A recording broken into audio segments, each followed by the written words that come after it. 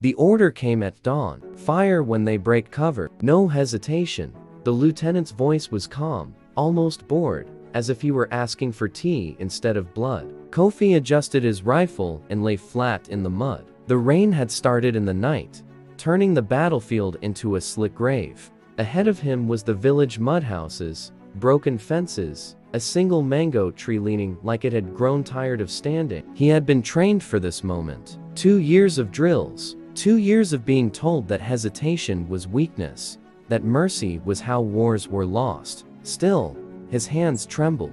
The first figures emerged from behind the houses. Not soldiers, civilians. A woman clutching a child, an old man limping, a boy no older than 12, holding a white cloth tied to a stick. Targets in sight, someone whispered. Kofi lifted his rifle. Then the boy looked straight at him, not through him, not past him, at him. And in that instant, the battlefield vanished. Kofi saw his younger brother, Amaho, running barefoot through red dust, laughing, waving at him when he left for the army. Come back alive, his mother had said. Not come back a hero, just alive. Fire, the lieutenant shouted. The air filled with gunshots. Kofi did not pull the trigger. Time stretched, thin as a wire. Around him, soldiers fired. Bullets tore through the village. The mango tree shuddered as bark exploded from its trunk. Screams rose sharp.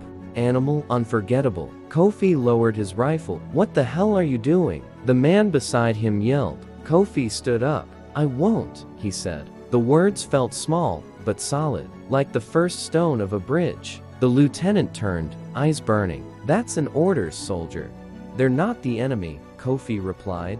Silence rippled through the unit, not because the shooting stopped, but because something had cracked. You refuse to shoot? The lieutenant asked slowly. Yes. The lieutenant raised his pistol. Everyone saw it. Everyone understood what it meant. Disobedience in wartime was treason, and treason was punished immediately. Kofi closed his eyes. He did not pray for survival. He prayed that the boy would live. A shot rang out, but it wasn't the lieutenant's. The pistol fell into the mud. The lieutenant collapsed, clutching his leg. A soldier at the edge of the line had fired, then another, and another. Not at the village, at the ground, at the sky, at nothing. One by one, rifles lowered. The shooting stopped. Later, they would say it was confusion that ended the massacre, or poor command, or a tactical retreat. But those who were there knew the truth. One man had refused to become what the war demanded, and in doing so, he gave others permission to remember who they were. Kofi was arrested that afternoon, court-martialed,